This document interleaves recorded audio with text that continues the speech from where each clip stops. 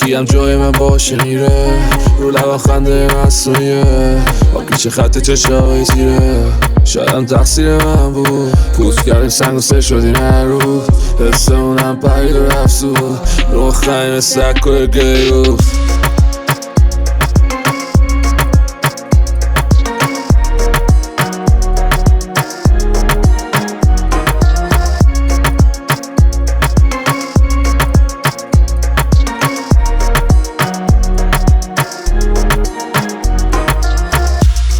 کنم نصیحت تو رو من، گفتی که بعدم بدتم هنوزم.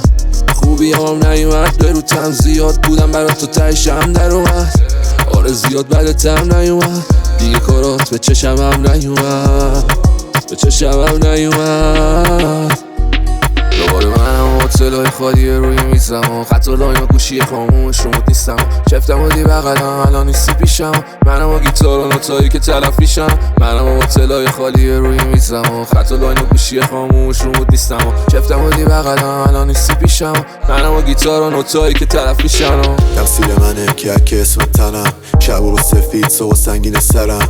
حالا که نیستی هرچی بدن و میزنم، میگفتی خوبم باهات با همه بدم. نخواستم این بشه تاثیر نداره معذرت، میره انگوشه کی رو لبت بعد من. تو که میدونستی دیوونم اگه رد بدم، میکشم آتیش شر و ندونستی تو قدر من.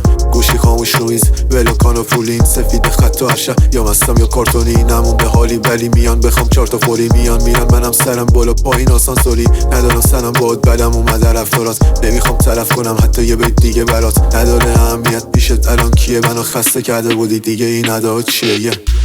نداریم سنمه بیبی دیگه، هرکی هم جای من باشه میره، رو لبا خنده معصومیه، با پیچ خط چشای تیره. شایدم تقصیر من بود، پوست کردیم سنگ و سر شدیم هر روز. حسمونم پرید و رفت سود، رو خیمه سکر گیوز. نداریم سنمه بیبی دیگه، هرکی هم جای من باشه میره، رو لبا خنده معصومیه، با پیچ خط چشای تیره. شایدم تقصیر من بود، پوست کردیم سنگ و سر شدیم هر روز. حسمونم پرید و رفت سود، رو خیمه سکر گیوز.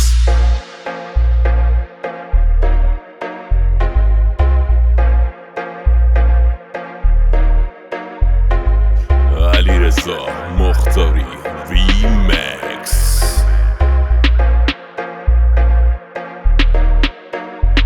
دوباره منم هتلای خالی روی میزم و خط و لاین و گوشی خاموش رو مد نیستم.